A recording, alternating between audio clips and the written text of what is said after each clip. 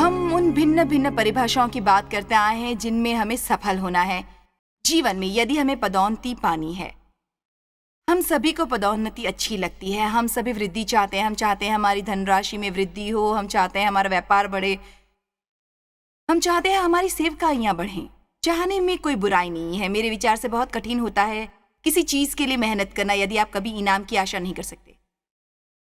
पर हमारा ये समझना जरूरी है कि हम जब भी परमेश्वर को हमारी तरक्की करने को कहें, विशेष तौर पर तब जब हम चाहते हो कि परमेश्वर हमें इस्तेमाल करे और हम उन्हें इस्तेमाल करने को कह रहे हों पहले से अधिक, तब हमें ये समझना है कि हमें परखा और आजमाया जाएगा।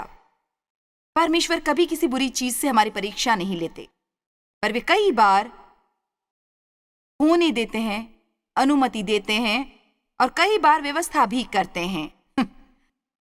हमारे जीवन में बहुत सी चीजों के घटित होने की ताकि वे हम पर काम करके उन चीजों को बाहर निकाल सके जिन्हें निकालना जरूरी होता है। याकूब 1 के अनुसार हर तरह की परीक्षा में ये जानते हुए बने रहो कि विश्वास की परीक्षा से धीरज उत्पन्न होता है। जैसा कि मैंने कहा था, परीक्षाओं के कारण धीरज से पहले मुझ में और बहुत कुछ उत्पन्न होता था। ध्यान दीजिए कि हमारे में ऐसी बहुत सी चीजें होती हैं जिनके बारे में हम बेखबर होते हैं। इसलिए हम बहुत सी प्रतिकूल चीजों को तब तक गुजरते देखते हैं जब तक हम उस स्थिति में नहीं पहुंचते जहां हम परमेश्वर के तरीके से काम करते हैं। मैंने भिन्न भिन्न परिभाषाओं की बात की थी और मेरे विचार से वे काफी बढ़िया रहा। कल मैंने प्रतिकूल चीजों में से गुजरने की बात की थी। मैंने कहा था कि उनसे दूर भागने की बजाय हमें अपने जीवन की समस्याओं का सामना करना चाहिए। युद्ध के मैदान की ओर भागा था दाऊद, उससे पूरे नहीं भागा था। और कुछ और बढ़िया बातें। आज मैं आपसे क्षमा करने की परीक्षा के बारे में बात करना चाहती हूँ, क्योंकि जैसे मैं आज यहाँ बैठकर निसंदेह आपसे बातें कर रही हूँ, वैसे ही आपके सामने कुछ परिस्थितियां आएंगी, कई बार बहुत अधिक आएंगी, जब लोग आपको आहत करेंगे या ऐसा कुछ करेंगे जो आपको अच्छा नहीं लगेगा या वे आपको समझेंगे नहीं। जब आप उनसे एक ऐसी आशा रखते हैं, ये आपको निराश करेंगे। कई बार लोगों के साथ धोखा भी होता है। मुझे उसे यहूदा का चुम्मा कहना अच्छा लगता है। यहूदा ने यीशु को धोखा दिया था, फिर भी यीशु ने उसे क्षमा किया था। जब हम क्षमा के बारे में बात करते हैं, चाहे वो ऐसा संदेश होता है जिसे हम अक्सर सुनते हैं, वो ऐसा संदेश है जिसकी हमें हमेशा आवश्यकता होती है, फिर और फिर और फिर और फिर से, क्योंकि वो शायद उससे कठिन कामों में से एक है जो हम करते हैं। हमें उचित नहीं लगता किसी ऐसे व्यक्ति को क्षमा करना जिसने हमें व्यथित किया हो, या हमें ये सोचने का प्रलोभन होता है पर हम उसे ऐसे कैसे जाने दें। देखिए, आपको उनकी सजा के बारे में चिंता करने की आवश्यकता नहीं है, आपको अपने बारे में अधिक चिंता करने की आवश्यकता है। मुझे इस तरह से कहना अच्छा लगता है कि यदि कोई पहले ही आपको ठेस पहुंचा चुका है तो जीवन के अगले 10 वर्ष खुद को आहत करते हुए मत गुजारिए उनके आपको ठेस पहुंचाने के कारण। इसलिए जब आप दूसरों को क्षमा करते हैं, असल में आप अपने पर अनुग्रह करते हैं। वे असल में इतने महत्वपूर्ण नहीं होते। आप अपने पर अनुग्रह कर सकते हो। पर मुझे याद है एक सर्विस में बैठना गिरजे में एक मंगलवार की रात, बहुत वर्ष पहले। मैं शायद यहाँ सामने बैठी थी उस वक्त अपने गिरजे की अगली कतार की दूसरी सीट पर। उस रात पादरी ने कहा कि वे क्षमा न करने के बारे में सिखाने वाले हैं। मैंने सोचा मुझे क्षमा करने में समस्या नहीं होती। मैंने पवित्र आत्मा को कहते सुनाया, हाँ तुम्हें होती है। तब पर मुझे याद नहीं कि मैंने किसी को क्षमा न किया हो। पर उस रात के दौरान जो पादरी सिखा रहे थे, परमेश्वर ने मुझे बताई 1-2 भिन्न भिन्न बातें, जिनमें से एक मुझे बाद में महसूस हुआ कि मेरे जीवन में मुझ में और मेरे बेटे के बीच एक बहुत बड़ी समस्या थी। पर वो ऐसी चीज थी जो बहुत समय से मौजूद थी, इसलिए मैंने उसे जीवन का एक हिस्सा मान लिया था और उसके साथ निपटारा नहीं किया। मेरे ख्याल से मुझे लोगों के लिए कई बार चिंता होती है, क्योंकि हम इतने आदी हो जाते हैं अपने में उन बातों के कि कई बार हम उनके होने के बारे में अभिज्ञ होते हैं, या हम समझ नहीं पाते कि उनके साथ निपटना कितना महत्वपूर्ण है। इसलिए आज मैं न केवल आपको क्षमा करने की अहमियत के बारे में सिखाऊंगी, बल्कि ये भी सिखाऊंगी कि आप कैसे पहचान सकते हैं क्षमा न करने को अपने दिल में। ऐसे कई काम हैं जो हम करते हैं। यदि हमने किसी को क्षमा नहीं किया होता, हम असल में ये भी नहीं सोचते कि हमने किसी को क्षमा नहीं किया है। पर यदि आप अपने में ये काम करते देखें जिनके बारे में मैं आज आपसे बात करने वाली हूं, तब वो आपके लिए एक संकेत होगा कि आपके दिल में कुछ गलत है। पिता, मैं कृतज्ञ हूं कि आज जैसे जैसे वचन का प्रचार होगा, लोग उसे समझ पाएंगे। वे लोग भी जिन्होंने कई कई बार क्षमा करने पर प्रचार सुना है, मेरी विनती है कि हमें हमारे दिल की वो बातें बताएं जिन्हें वहां नहीं होना चाहिए। हमारी मदद करो कि हम आपके सामने उन्हें कबूल करें और वो करें जो सही हो। कई ऐसे संबंध भी होते हैं जहां हमारी ऐसी अवस्था होती है कि हम किसी व्यक्ति के साथ मित्रतापूर्वक रहने की कोशिश करते हैं, पर हमें उनसे निरंतर परेशानी होती रहती है।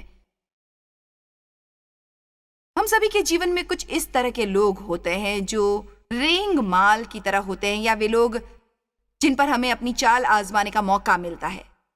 इसलिए आज सुबह प्रचार के बारे में फैसला करते वक्त मैंने सोचा मैं सचमुच इस पर प्रचार नहीं करना चाहती। यदि मेरे दिल में किसी के विरुद्ध कोई बात है जिसके साथ निपटना जरूरी है, तो मैंने कहा परमेश्वर, मैं नहीं समझती मेरे मन में किसी के प्रति क्षमा न करने की भावना है, पर आप बताइए क्या ऐसा कोई है?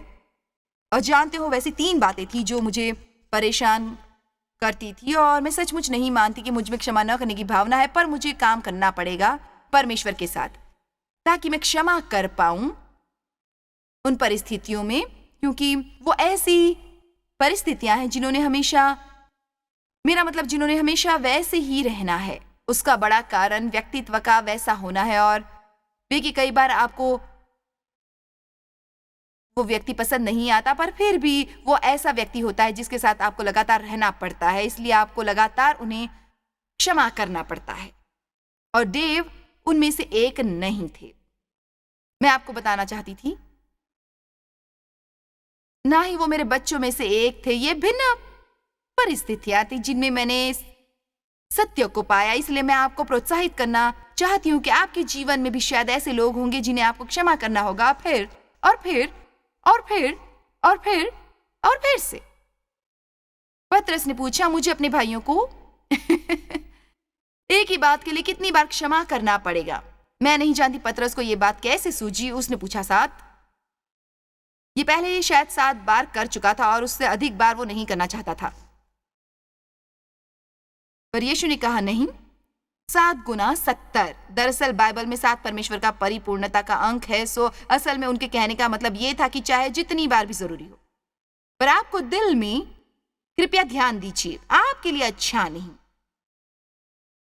अपने दिल में कैसी भी कड़वाहट, नाराजगी या क्षमा न करना रखना, क्योंकि इससे आपको आत्मिकता को बहुत हानि होगी और अविश्वसनीय रूप से भी। इसलिए मत्ती 5:8 के अनुसार धन्य है वे जिनके मन शुद्ध हैं, क्योंकि वे परमेश्वर को देखेंगे। नीति वचन 4:23 में कहा है, सबसे अधिक अपने मन की रक्षा कर, क्योंकि जीवन का मूल स्रोत वही है। इसलिए वो बहुत महत्वपूर्ण है कि हम अपने दिलों को पवित्र और धर्मी रखें। धन्य है वे जिनके मन शुद्ध हैं, क्योंकि वे परमेश्वर को देखेंगे। इसका क्या मतलब है? मेरे विचार से इसका मतलब है कि आप परमेश्वर से अधिक स्पष्ट रूप से सुनेंगे, आप परमेश्वर की उपस्थिति के बारे में और अधिक संवेदनशील रहेंगे। आप सचमुच उनके साथ करीबी रिश्ता बनाएंगे। पर यदि हमारे दिल शुद्ध नहीं होते, तब हम परमेश्वर के साथ उस चाल का बलिदान करते हैं जो हमारी हो सकती है, केवल इसलिए कि हम उन घृणित बातों को मन में रखने का चुनाव करते हैं। क्या आपके मन में क्षमा न करना नामी दैत्य रह रहा है? क्या वहां एक कड़वाहट नामी दैत्य रहता है? कल रात हमने निर्णय लिया था कि हम आइंदा दैत्यों से दूर नहीं भागेंगे, हम उनकी ओर भागेंगे।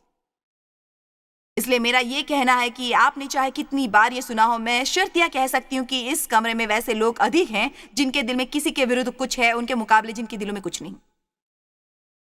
ये कहने से मेरा मतलब आपको नकारात्मक तरीके से आंकना नहीं है। मैं बहुत समय से ये करती हूं और अब तक मैं एक बात जान चुकी हूं। मैं जानती हूं कि यदि आज मैं इस विषय पर प्रचार करके आप में से उनको जिन्हें इस पक्ष में प्रार्थना की जरूरत है खड़े होने को कहूं, तो बहुत कुछ सीटें खाली हो जाएंगी। मैं आपसे कहना चाहती हूं मित्रों कि हमें इस बारे में कुछ करना चाहिए। बाइबल में ये नहीं कहा कि परमेश्वर आपके दिल की रक्षा करने के लिए बड़ा दूत भेजेंगे, बल्कि ये कि तू सबसे अधिक अपने मन की रक्षा कर, क्योंकि जीवन का मूल स्रोत वही है। इसलिए हमें पहचानना सीखना है जब ये भावनाएं प्रवेश करने की कोशिश कर रही हूं, और हमें शीघ्रता से वो कार्यवाही करनी आरंभ करनी चाहिए जो परमेश्वर हमें करने को कहें।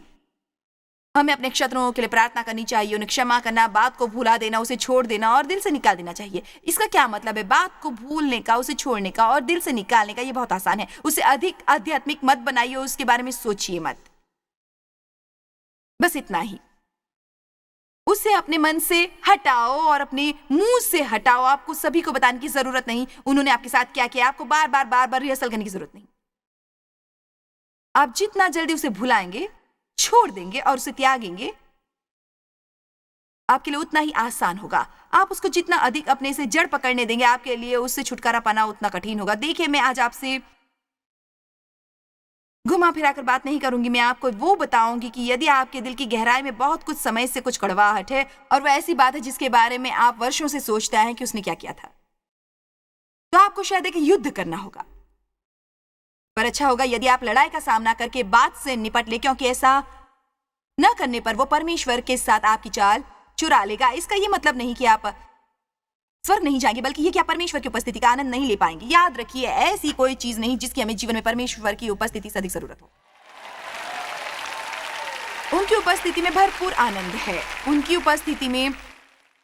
उपस्थिति में चलो आश्वस्त करें कि हम इसे ठीक से समझ रहे हैं। परमेश्वर की उपस्थिति, उनसे मिलने वाली वस्तुएं नहीं। उनकी उपस्थिति में भरपूर आनंद है। उनकी दाहिनी तरफ और भी अधिक खुशियां हैं। मुझे भजन पसंद है। मेरे विचार से 15 कहता है, मैं तो धर्मी होकर तेरे मुख का दर्शन करूंगा। जब मैं जागूंगा तब तेरे स्वरूप से संतुष्ट होऊंगा। बहुत शानदार होता है जब आप परमेश्वर में इस हद तक बढ़ते हैं जहां आप उठते हैं तो सबसे पहले आपके मन में परमेश्वर, उनकी भलाई और वो आता है कि वे कितने बढ़िया हैं। उसे बिल्कुल विपरीत, जैसा कई बार जागने पर हम अनुभव करते हैं। आप जैसे ही उठते हैं तो उसके बारे में सोचते हैं जो उस व्यक्ति ने आपके साथ किया। और जरा बताइए, आप में से कितने जानते हैं कि मैं क्या बात करूं? शैतान आश्वस्त करता है कि आप उसे अपने मन में ही रखें। मत्ती 6:12-15 शायद एक जाना पहचाना वचन हो, पर मैं चाहती हूं कि आप शब्दों को देखें। तो चलिए उसे ऊपर लगाते हैं। और जिस प्रकार हमने अपने अपराधियों को क्षमा किया है, कर्ज को माफ किया और छूट दी और उनके विरुद्ध क्रोध को त्यागा है। अब इसकी ओर ध्यान दें, क्योंकि हम शायद सचमुच नहीं चाहते कि परमेश्वर ऐसा करे, पर वे इसी तरह करते हैं। हम सचमुच नहीं चाहते कि परमेश्वर हमें उस तरह क्षमा करे जैसे हम दूसरों को करते हैं।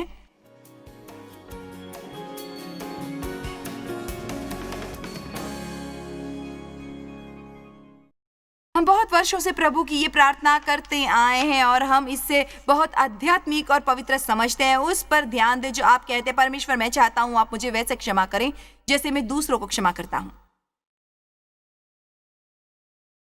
कई बार हम लोगों से औपचारिक रूप से कहते हैं मैं तुम्हें क्षमा करता हूं, पर वो पूर्ण क्षमा से भिन्न होती है। देखिए, यदि कोई आपका शोषण करता हो, पूर्ण क्षमा का हमेशा मतलब संबंध की बहाली नहीं होता, बल्कि उसका संबंध इससे है कि आप उनके बारे में कैसे बात करते हैं, कैसे अनुभव करते हैं और क्या सोचते हैं। आपकी कैसी प्रतिक्रिया होती है जब आपको पता चलता है कि उन्हें आशीष मिली है। जी हाँ, बताइए, आज मैं अधिक गहराई में जा रही हूं। मैं इससे ऊपर उठने में आपकी मदद करना चाहती हूं।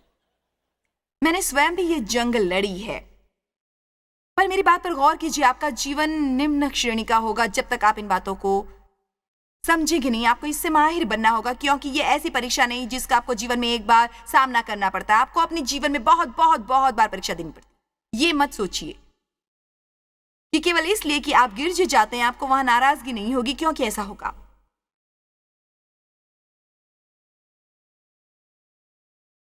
तो मत्ती 6:12, जिस प्रकार हमने अपराधियों को क्षमा किया है वैसे ही तू भी हमारे अपराधों को क्षमा कर। हमें परीक्षा में न ला, परंतु बुराई से बचा, क्योंकि राज्य और पराक्रम और महिमा सब तेरे ही हैं। आमीन। और यदि तुम मनुष्यों के अपराध क्षमा करोगे, उनके दुस्साहसी और जानबूझकर किए पापों को भुला दोगे और अपना क्रोध त्याग दोगे, तो तुम्हारा स्वर्गीय पिता भी तुम्हारे अपराध क्षमा करेगा यदि तुम मनुष्यों के अपराध क्षमा करोगे। चलिए हमें ऐसा व्यवहार करना चाहिए मानो हमें इस पर विश्वास है, हमें इसे केवल पढ़ना नहीं है। हमें प्रभु की प्रार्थना को यंत्रवत रूप से दोहराना नहीं चाहिए क्योंकि हमारे विचार से ये आध्यात्मिक लगता हो। यदि तुम मनुष्यों के अपराध क्षमा न करोगे, उनके दुस्साहस और जानबूझकर किए पापों को भुलाए नहीं, तो अपने क्रोध को नहीं त्यागोगे, तो तुम्हारा पिता भी तुम्हारे अपराध क्षमा न करेगा।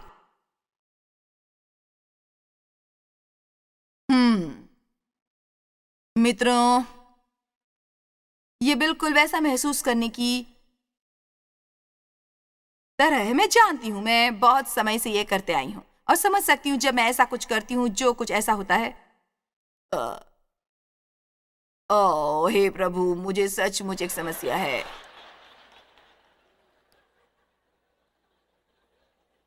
हमें अपनी आज्ञाकारी के स्तर से अधिक शिक्षा मिलती है। हम क्षमा के बारे में और कितने प्रवचन सुनेंगे, तब जाकर ये करने का फैसला कर पाएंगे अपने जीवन में। मत्ती 24:10।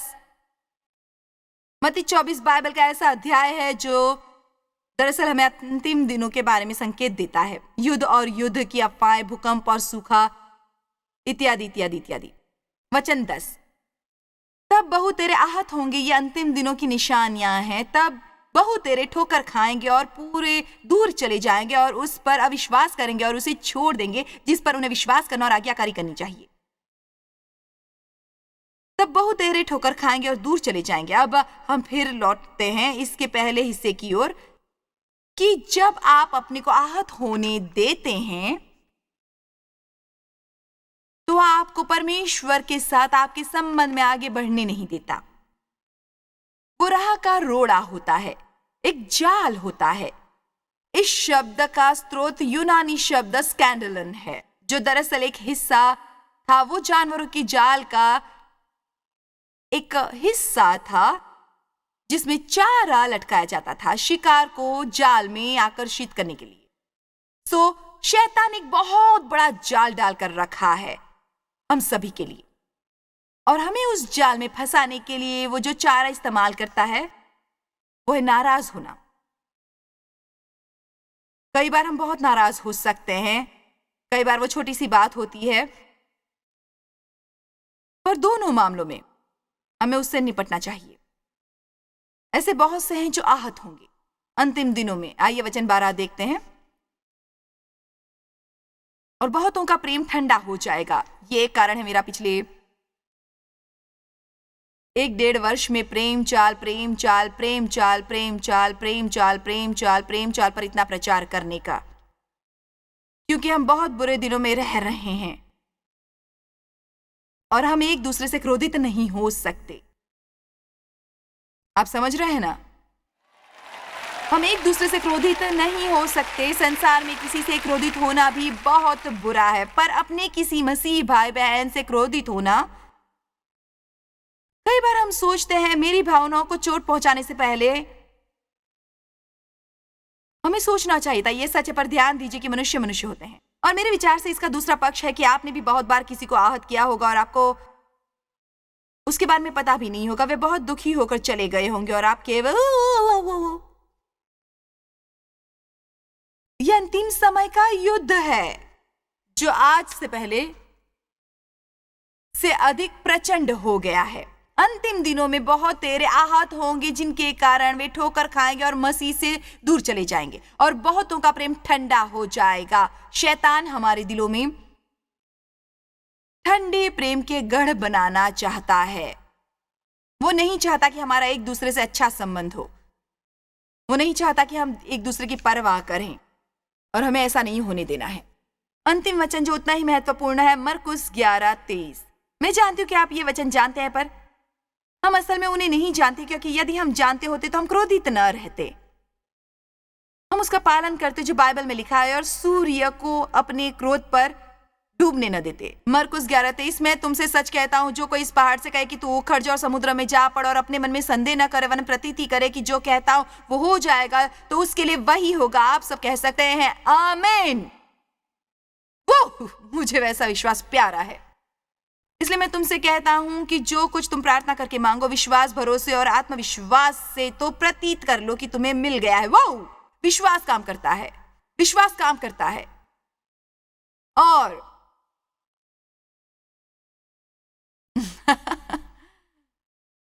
और देखिए, बहुत से लोगों को वचन 23 और 24 पढ़ना प्यारा है,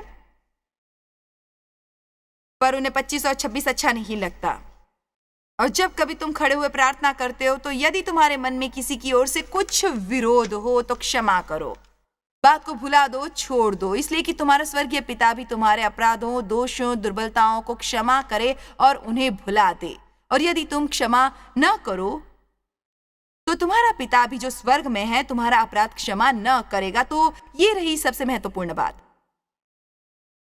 यदि हम औरों को क्षमा नहीं करेंगे तो परमेश्वर भी हमें क्षमा नहीं करेंगे।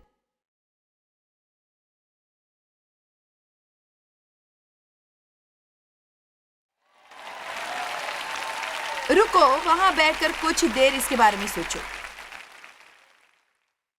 हमारा विश्वास काम नहीं करेगा। बाइबल हमें असल में ये कह रही है कि हम अपना समय बर्बाद करते हैं जब परमेश्वर से अपने लिए कुछ करने की प्रार्थना करते हैं। यदि हम दूसरे लोगों से क्रोधित होते हैं और क्रोध को नहीं त्यागते, क्योंकि सबसे पहला काम जो होना चाहिए वो ये कि आपको परमेश्वर और अपने बीच में उससे निपटना चाहिए। उसके बाद आपको प्रार्थना में उससे कुछ मांगना है, और ये होने के लिए आप कहेंगे मेरा उस पर वश नहीं चलता जैसे मैं महसूस करता हूं।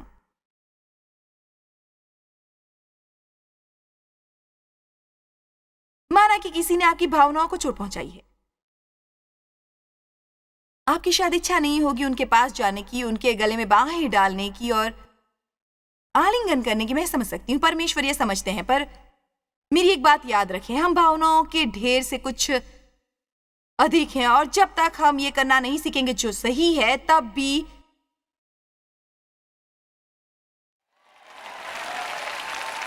जब हमें बुरा अनुभव हो रहा हो, हम सफल नहीं हो रहे होंगे अपनी परीक्षा में। यदि कोई आमीन कहेगा तो मैं बेहतर प्रचार करूंगी।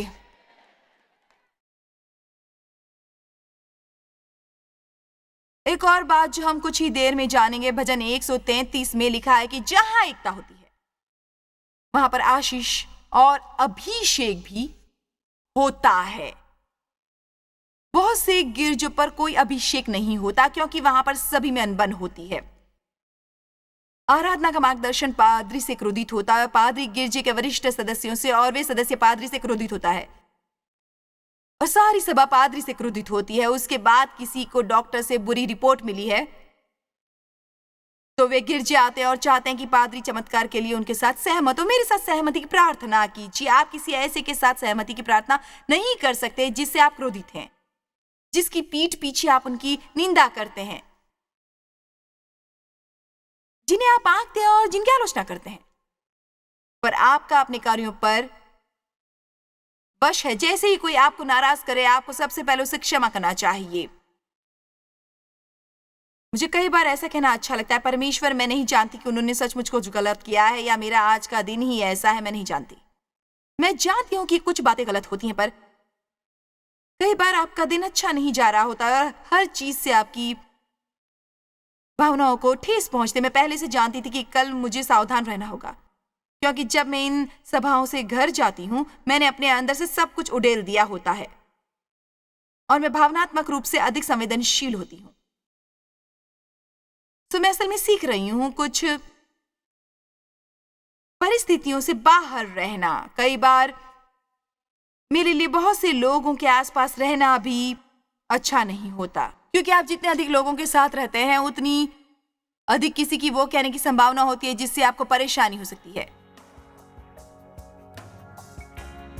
आपको सीखने की जरूरत है। जब हम क्षमा करने से हिचकिचाते हैं तो हमारे जीवन में हमेशा कड़वाहट जड़ पकड़ लेती है। उसके बाद उसका हमारे जीवन में परमेश्वर की उपस्थिति पर प्रतिकूल असर होता है। हमें अपने दिल में क्षमा न करने की पहचान करना सीखना है। ये बहुत महत्वपूर्ण है। हमें हमेशा दूसरों को क्षमा करना चाहिए और हमें स्वयं भी परमेश्वर से क्षमा प्राप्त करने की जरूरत है। मैं आपको प्रोत्साहित करना चाहती हूँ कि आप परमेश्वर के साथ काम करें ताकि अपने जीवन में क्षमा करने की परीक्षा में सफल हो सकें। जब आप ऐसी परिस्थिति में हो जहां आपको सचमुच पता हो कि आपको किसी को क्षमा करना है, शीघ्रता से वे करने का तरीका सीखिए। अपने पर अनुग्रह कीजिए, क्षमा कीजिए। सामने हर सप्ताह बहुत से मौके आते हैं किसी से क्रोधित होने के, कड़वाहट और झगड़ों में पड़ने के, पर हम हमेशा अपने पर बड़ा अनुग्रह करके क्षमा कर सकते हैं।